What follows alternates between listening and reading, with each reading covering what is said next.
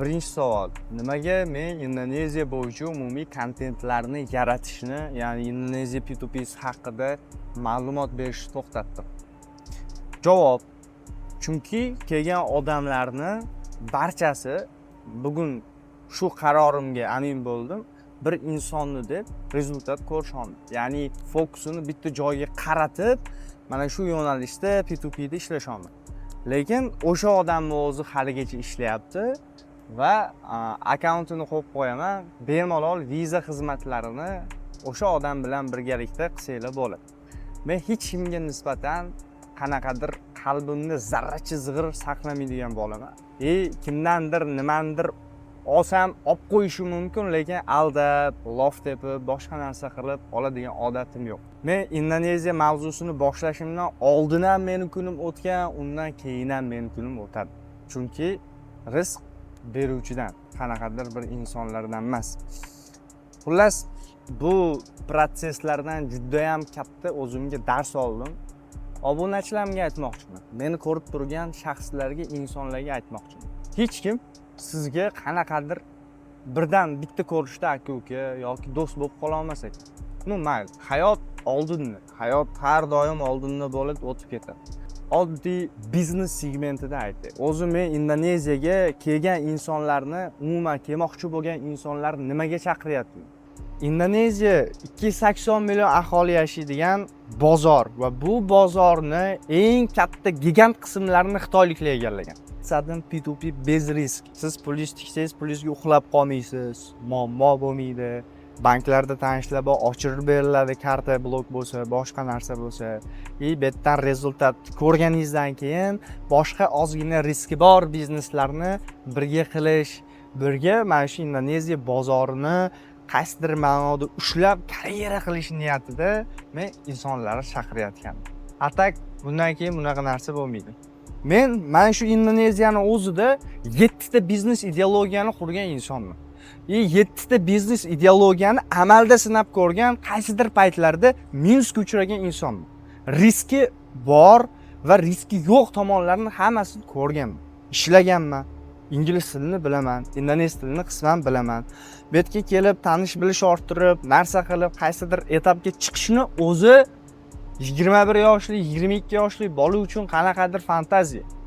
Men misol uchun hayotimni xavfga qo'yib yoki polni umuman umrimni tikib, vaqtimni tikib, mana shu narsa ketkizyapman, nimaga foyda olishim kerak emas. Xullas, bu videoni nimaga oldim? Umuman P2P temasini yopmoqchiman. Realni investorlar bo'lsa, realni biznes qilish xohlaydigan insonlar bo'lsa, misol 100 ming, 200 ming pulni qayerga qo'yishni bilmay, qayerdan normalniy soqqa kelishini bilmay yurgan insonlar bo'lsa, menda ideologiyalar bor. Realni sinab ko'rilgan bizneslar bor. Shuning uchun men Indoneziyada yashayapman. Mana shu sababdan men shu yerda karyeramni yaratmoqchiman. O'zbekiston ko'p joylarda hozir tadbirkorlarni qo'llab-quvvatlayapti. Agar siz aqlingiz yetsa, O'zbekistonda ishingizni qiling. Lekin international bozorga chiqmoqchi bo'lsangiz, men ochiqman. Lekin 100% birma-bir gaplashamiz oldin. Ideologiyalar qanaqadir darajada tushuntirib beraman. Siz o'zingizdan kelib chiqib, men o'zimdan kelib chiqib, siz o'zingiz kelib betga ko'rib, mana shu narsalarni keyin nimadir ish qilishimiz mumkin. Lekin hamma bilan emas. Viza masalalari bo'yicha hozir kontent qo'yibdi aka. Belgilab qo'yaman, imенно Instagramlarni 700-800 dollarga qilib berar ekan viza. Indoneziyaga kelmoqchi bo'lgan insonlar, haligacha odamim bor. Bitta telefonda hal qilsam bo'ladi. Iltimos qilsam qilib beriladi hamma hujjatlari. Lekin 5000 dollardan kamiga men hech qanaqa ish qilib bermayman. Kimdir 700 dollar, 800 dollarga ish qildirmoqchi bo'lsa, o'sha odamga oshirlar mumkin. O'sha qora ko'z, qora qoshli inson menman.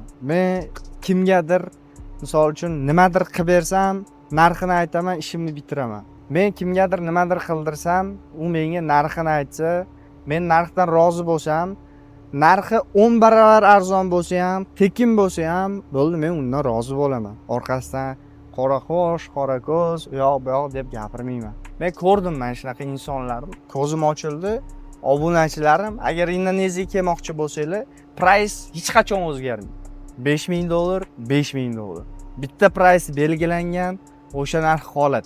Hech qanaqa sizga nimadir qilib berish, nimadir asujat qilishim, nimadir isbotlashimmi kerak yo'q. Kimdir arzon joy topadi, kimdir qimmat joy topadi. Hammasini o'zining narx-navosi bor. Hammasi qilib bergan ishiga yarasha pul oladi. Misol men Visa Centerga borsam, gaplashaman, mana shunaqa narsa kerak, 1 yil muammo bo'lmasligi kerak, mana shunaqa. Har bitta kompaniyaning nomi, solig'i, boshqasi, hamma narsasini ichiga olish kerak. Qancha? Kompaniya aytadi 2,5 ming, 3 ming, 4 ming. O'sha pulni qanaqadir tortishib, tushib ber, bunaqa ber demayman. Prosta to'layman yoki sotmoqchi bo'lgan odamga aytaman. 3 mingmi? Vot, aka 5 ming bo'ladi. Chunki 2 ming menga qolish kerak. Yo qaysidir bitta partnyorimga ishni hal qilib beradigan odamga qo'shimcha qolish kerak. Shu bilan masala tamom. Qayergadir bor, u yoqqa bor, bu yoqqa bor degan narsalar ketmaydi. Bundan tashqari ishlarim bor. Men bitta narsani xato qildim. P2P'da men o'zim emas, komandamdagi odamlar ishlab va mitinglarga borganimda P2P'da ishlab yurgan realniy rezultat qilayotgan insonlarni ko'rdim. Hozir kirib qarang, hozir shundoq Binance'ni ochib bo'lsa, kirib shundoq tekshiring, o'rtacha spreadni ko'ring. 1% topayotgan insonlar bor. 1 million dollar depozitini qo'yib pulni aylantirayotgan insonlar bor. Yo'q narsani qayerdandir osmondan olib gapirmaganman. O'sha odamlar kelganda ham ne qarab 1 million dollar bo'lyapti deb aytgan videolari bor, iltimos qilib olib tashaldi. Hech kimni qaysidir ma'noda ranjitish xohlamayman. Boshqa ko'p gapirib yordim, boshqa ko'p gapirmadim. Bog' bo'ladi. Bitta narsa aytmoqchiman. Bundan keyin kelmoqchi bo'lgan insonlar bizga murojaat qilmanglar xohlasanglar. Biz narximizni hech qachon tushirmaymiz. Biz sizga vaqtimizni sarflaymiz, energiyamizni sarflaymiz, tanish-bilishlarga chiqamiz, siz uchun kimgadir iltimos qilamiz. Biznes tarafdan olib qarasak, Indoneziyaga kelmoqchi bo'lgan insonlar o'zidan o'zi kelib qoladi. Siz hozir meni kuzatib o'tiribsiz. 40 mingta auditoriya, 10 mingta Telegramda auditoriya yaratish uchun bu insonlarni birinchi davlatdan ikkinchi davlatga olib kelish uchun qancha mehnat, qancha gap, qancha target, qancha montaj, qancha odamning ideologiyasi, qancha odam ishlashi kerak bo'ladi. Hozirgi gapirib turgan videoyimni ham montajyorga beraman, misol 50 dollarga montaj qilib beradi. YouTube video. Mana shunaqa narx, bozor narxi. Общий hisoblasangiz 5 ming, 10 ming, 20 ming hech narsa emas. Men biznes ideologiyadan kelib chiqib, nimadir qilib, marketing strategiyalarimni ishlatib, sizni ko'zingizga qanaqadir pantovatsiya qiladigan narsalarni qo'yib, Mersda, BMWda, men 10 ta tyolkani oldimga olib kelib qo'yib, Balida kayf qilgan bo'lsam, misol klubda 20 ta odamni olib kelib qo'yib, oldimga kontent olib, sizni emotsiyalaringizni o'ynatib, nimadir qilib, sizni chaqirib pulingizni olish niyatidagi inson emasman. Men u darajadagi paskuda bola emasman. Xohlasam o'sha narsalarni qilishga aqlim ham yetadi, kommunikatsiyam ham yetadi. Misol ko'chada yursam, любой qizni o'rashga face'im ham Alloh berib qo'ygan, alhamdulillah, bor. Hammasidan bor. Lekin uzoqda o'ylayman, yaxshi biznes, yaxshi kelajak, yaxshi narsani ko'zlayman. Bundan keyin men bilan qanaqadir ish qilmoqchi bo'lgan insonlarga aytaman, yaqinni o'ylab, nimadir qilib, men bilan kommunikatsiya qurmanglar. Yaxshisi umuman oldindan qochinglar, nariroq yuringlar. Men o'zimni ideologiyam bilan, o'zimni miyam bilan yaxshi yo'limda, o'zimni to'g'ri yo'limda yuray. To'xtataylik mana shu yerda hamma narsani. Sizlar bilan ham yaxshi inson sifatida ko'rishib gaplashganda bir-birimizni ko'zimizga qaraydigan darajada bemalol o'tirib, qanday bitta piyoladan yo bitta dasturxondan oshno yegan bo'lsak, bundan keyin ham shunaqa yeydigan darajada inson bo'lib qolishni xohlayman. Atak problema yaratish hammaning qo'lidan keladi. Yomonlik qilish hammaning qo'lidan keladi. Yomonlik qilmoqchi bo'lsam, qanday vizani oson chiqartirib berganimni bir haftada, bir kunda uni atmay qilish ham muammo emas. Вообще muammo emas. Lekin men birovga yomonlik tilaydigan inson emasman. Yana qaytadan takrorlayman.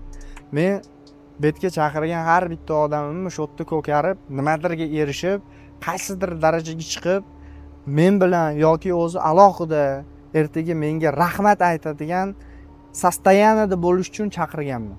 Ko'nglimda zarracha zig'ir bo'lsa, yana qaytarib aytaman, Allohning o'zi ko'rsatib qo'yadi. Men qanaqadir bir paskuda birinchi gapni aytib qochadigan yo nimadir qiladigan inson emasman. Bilib qo'ying. Bu gaplarni addushi gapirdim. Qaysidir holatlarda agar xato gapirgan bo'lsam, yoshlik qilib uzrimni ham hozir so'rab qo'yaman. Chunki o'sha hamma narsa yetib keldi, miya portladi, ichimdagi gaplarni aytib chiqmasam bo'lmasdi va buni qildim. Ertadan svejiy kallada uyg'onib, o'sha 3 oydan beri ishlayotgan sun'iy intellekt loyihalarim, insonlarga manfaat olib keladigan, realniy qila olsa pul topadigan ishlarni Instagramda, YouTube'da qo'shimcha darsliklarni joylab boshlayman. Agar siz bu darsliklarni ko'rayotgan bo'lsangiz, nimadir manfaat olayotgan bo'lsangiz, like, podpiska bir narsa bosish shart emas. Rahmat. Prosta rahmat aytib, chin dildan Shohrux, rahmat, men shu narsani o'rgandim. Ishni davom ettir deb qo'ysangiz, men xursand bo'laman. Bundan qaysidir ma'noda motivatsiya olaman. Yana yo'limni, o'zimni qaysidir ma'nodagi to'g'ri deb bilgan yo'limni davom etaman. Agar sizga bu videolarim, chiqarayotgan narsalarim, berayotgan darsliklarim manfaati umuman yo'q bo'lsa, lichkaga o'tib, Shohrux, mana shu yerda xato qilyapsan, to'g'rilash kerak mana shu yerda. To'g'rilamasang buni to'xtatish kerak deb maslahat bersangiz, men qaytadan bu ishni ham bitta o'ylab ko'raman. Xatosi bo'lsa to'g'rilayman. Agar to'xtatish kerak bo'lsa, xuddi mana shu P2P'ga o'xshab to'xtatib qo'ya qolaman. Hammaning rizqini Alloh beradi. Hammaning rizqini. Men P2P'ni sotamanmi, boshqa narsa sotamanmi, boshqa ish qilamanmi, baribir menga rizq keladi. Men dal shu yo'limni davom etaman. Alloh peshonamga nimani yozgan bo'lsa o'shani ko'raman. Kissada pul bo'lsa, tanish bilish bo'lsa, dunyoda hamma narsa o'tadi, hamma narsa bitadi. Mana shunaqa gap do'stlar. Rahmat hammaga.